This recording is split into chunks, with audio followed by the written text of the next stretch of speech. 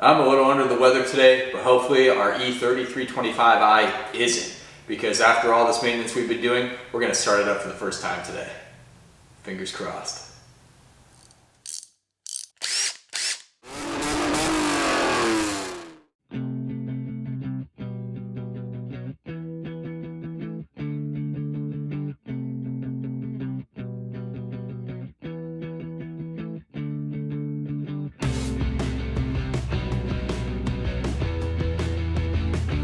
Welcome back to the Auto Obsessive Garage. Chadwick with you again for another slightly less healthy than usual installment of Project Beige Box E30.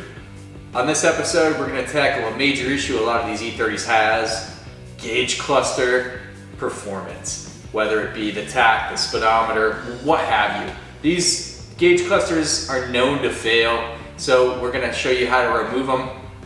We're going to ship it out to someone that can repair them and then reinstall it. At that time, we're also going to do the first startup. I wanted to have all our instrumentation so I can see all the service, all the work I did actually working. So we're going to get that installed, crank the car up, and we'll see. We did that time about water pump, all that other stuff. So let's see if we did the right thing. Join us today as we finish off the interior of the E30 325i and give it its first start. Let's get in the garage and get some work done. All right, time for some really fun BMW activity. Our 325i is pretty amazing, except it has a pretty unamazing thing going on in here. That gauge cluster, my friends. So, pretty prevalent on the E30s is a gauge cluster that doesn't work at all or has some lack of functionality. It just happens with these. And they need to be repaired professionally. I know it. I can do a lot of magical things with wrenches, but unfortunately this is outside of my wheelhouse. So what does that mean if your gauge cluster needs to be repaired? Well, first off, this bad boy needs to be removed. And since this is a 1990 325i, we get one of these big mama jamas. That is an airbag equipped steering wheel. So to get the gauge cluster out, you're not gonna have enough room when you bend that thing forward, flop it forward. This wheel is gonna be in the way. I just locked it, that's fun. But anyway, the wheel's gonna be in the way. So we get to pull the steering wheel, which is super fun, twofold, because pulling steering wheels is always fun, and secondly, it has an airbag. So we're gonna have to release the airbag. 2 simple hex keys in the back. We'll pull that off, and I'll show you guys how to do that. But boy, this is a huge project. It just doesn't stop there, because to actually get everything out, you have to get underneath, because there's a couple bolts holding everything on that go through this area and your gauge cluster. So to get behind there, you actually have to drop all this trim right here. So you've got the knee guards and all that kind of fun stuff. Yeah, there's no way to kind of reach up in there. It's all sealed off completely. If you peek under there, and that's horrible lighting, but I assure you, there's no way to get behind there where you need to get. So to get this gauge cluster out, are you guys ready for this? All this needs to come out. All the surrounds on the cluster need to come out. The steering wheel needs to come out. So that's a pretty good job. Let's go ahead and take care of that. If your gauge cluster is functioning normally, lucky you. First panel you're going to remove is this bottommost panel. It's secured with 4 simple screws, 8mm. They look like this. So pretty easy there. And then we're going to move on to the next level. The next panel to come out is this leather wrapped panel. Held in place by just Phillips screws. So just find all those screws. There's some on the front part, and then there's some underneath you gotta look for. So make sure you get all those out and pull that panel free. The next panel to come out is this kind of hardened metal, pretty strong little plate here. This is the structural material behind the knee pad, basically. And that's held in place by 5 of these little 10mm bolts. That's it, let's keep digging. Next up, we've got to remove this steering wheel. The airbag, for you folks unlucky enough to have a more modern 325i E30, is held on by 2 T25 Torx bits. You come around back behind the wheel, right up there. You can see the little Torx screw right here. So there's one on each side, again, T25. You want to loosen those, and then you can pull the airbag module all the way out. There are some electrical connectors, so make sure you get those. Don't just yank this thing off. And then once you get the airbag out, disconnect the connections. You will have access to the primary nut that holds the steering wheel on. Well, let's go ahead and get this bad boy off. With those 2 Torx bolts undone, you can pull the airbag module off. I've already disconnected this orange clip, but I want to show you it. This orange airbag clip actually plugs right into the back of the airbag. You just simply need to pull it off with some firm force. Don't pry, don't do anything crazy, just kind of pull it straight off. It should pop off. And now we get our first shot at the nut that holds on the steering wheel. So this is going to be a fun one. And that nut is a 22 millimeter, so I'm going to put it on a 1/2 inch driver with an extension, crack that bad boy loose. What you're going to want to do at that time is unthread it all the way to the end, and then you are going to really just yank on the steering wheel unless you have a puller.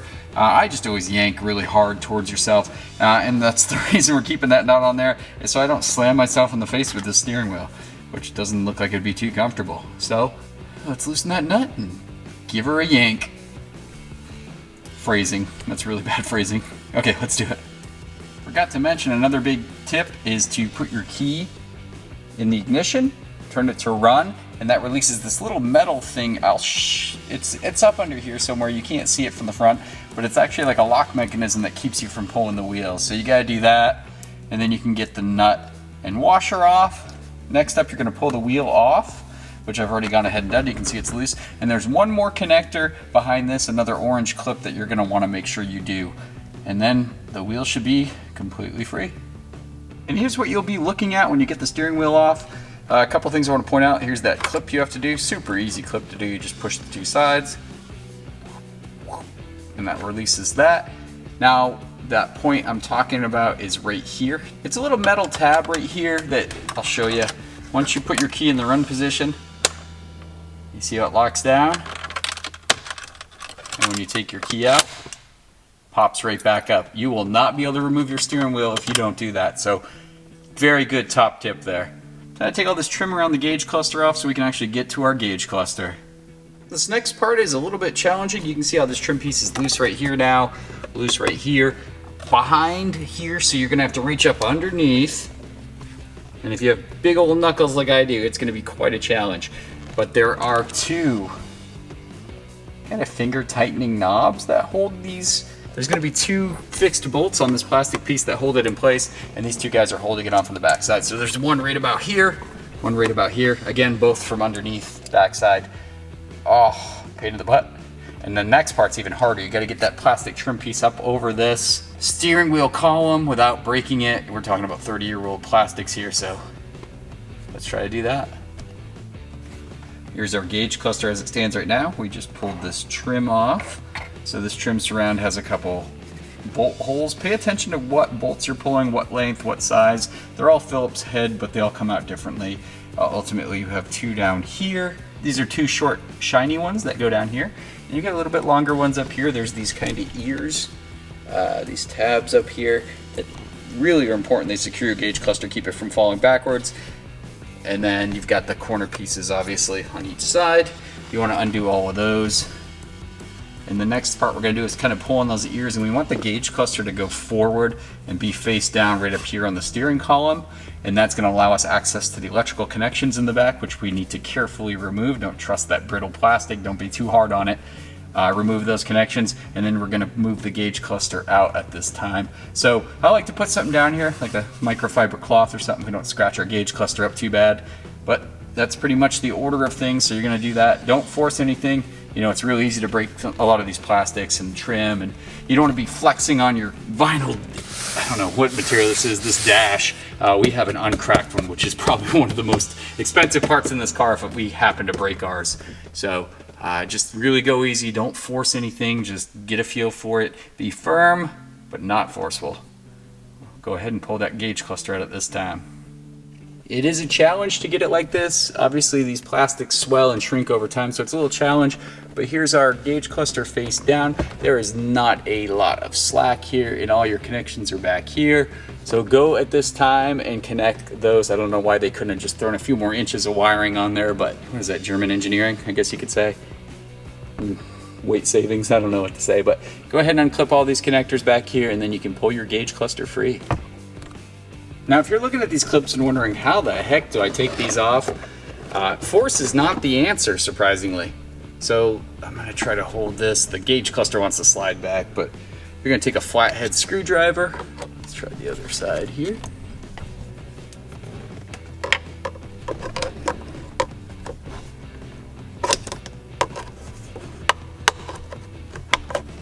Nice and easy, guys. This is plastic. You are not putting Hulk strength on this.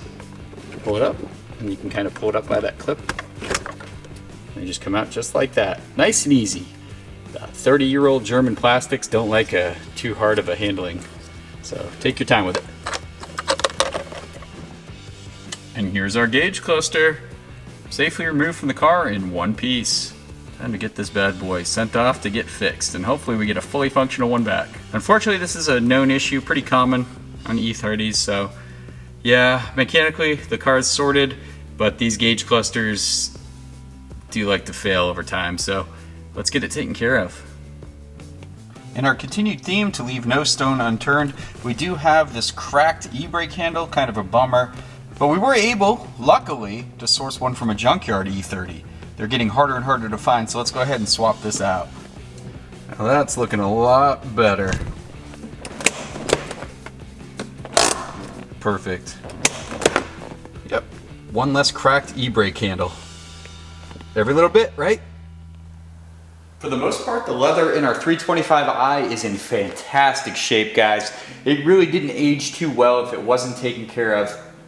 If it wasn't regularly cleaned and conditioned, it can crack apart. A lot of these you'll find just cracked leather seats everywhere. So ours is pretty good. Driver's seat has a little bit of bolster wear, but not bad at all. Actually, very fantastic. So I'm gonna show you guys what I like to do for these kind of cars. I use leather cleaning and leather conditioning products. This is the Chemical Guys stuff. Pretty good stuff, solid products here. So we're gonna go ahead, work the cleaner first, then condition it. The conditioner really makes it soft and supple, and that'll give your leather, since it was animal skin at one point, the ability to be more flexible, last longer, not crack. So it's really great. Even if you have a newer leather car, I do recommend regular conditioning. It's just really good for the vehicle. So let's go ahead and do that to our 325i. Just gonna kind of spray it down, get it kind of clean. This stuff does a good job of taking off all those kind of just dirt and stuff that adds up over the years and isn't too harsh. You don't want to use like a harsh degreaser or something, because you can really actually cause quite a bit of damage to leather if you do get in there with, like, you know, I've seen people use degreasers, things of that nature, and you don't necessarily want to be doing that to a 30-year-old leather seat. Just get in there, getting these cracks, get this kind of little bit of dirt out. Make sure you go around the other edges here, the surfaces, make everything look nice and happy and clean. Now your conditioner is usually going to be like a thicker kind of lotion, which is great, and this is, honestly, this is what really brings the leather back to life.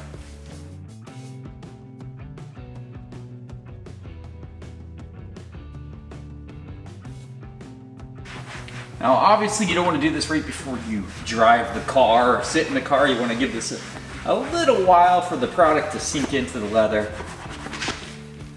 But boy, it just gives it a nice luster, not too bright when it dries. Just looks nice and clean. You can also do it for the doors too in this vehicle, since there is leather on the doors, but looking real good there. Awesome, something to really keep these seats looking good for a long time. Regular maintenance applies to your interior too, guys. Something missing from our 325i are the floor mats. So we actually sourced some of those. They do add a lot of quality to the car. I always like to put floor mats in when I can, so boom, here we go.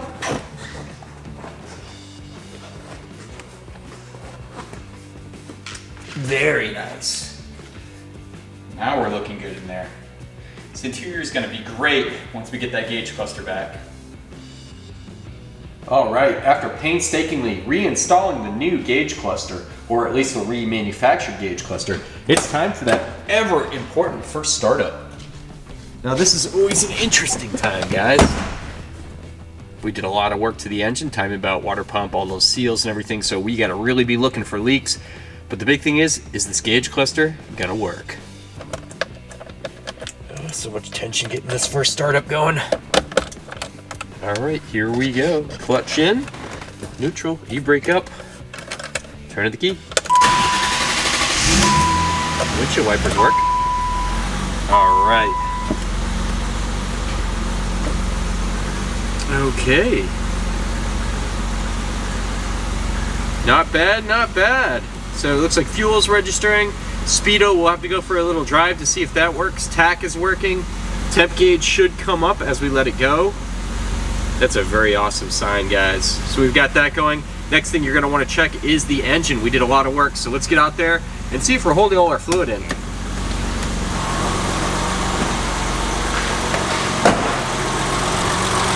How good does that sound?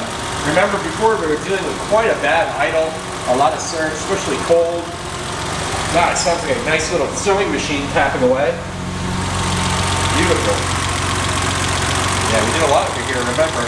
Timing belt, water pump, all the seals, new hoses, all kinds of opportunities to have new leaks, but it sounds really good. Really good idle for a cold start. We grab a flashlight. And you're going to be looking underneath here. And we are simply looking for fluids dripping down. So dry, so clean under here. Wow. All right, we're holding everything in so far.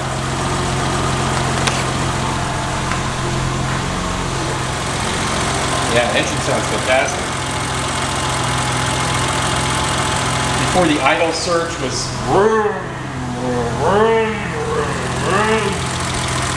And I think replacing that cap and rotor, as well as cleaning out the intake track, really helped that. Oh, it sounds good. Sounds really good. All right, well, I'm gonna let this do a couple heat cycles. We'll burp the cooling system since we had to add new coolant when we did the water pump.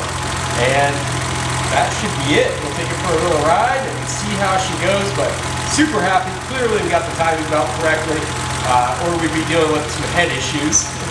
So, awesome. Good stuff. Working gauge cluster, and appears it fixed our rough idle. One awesome engine. What an awesome car to work on.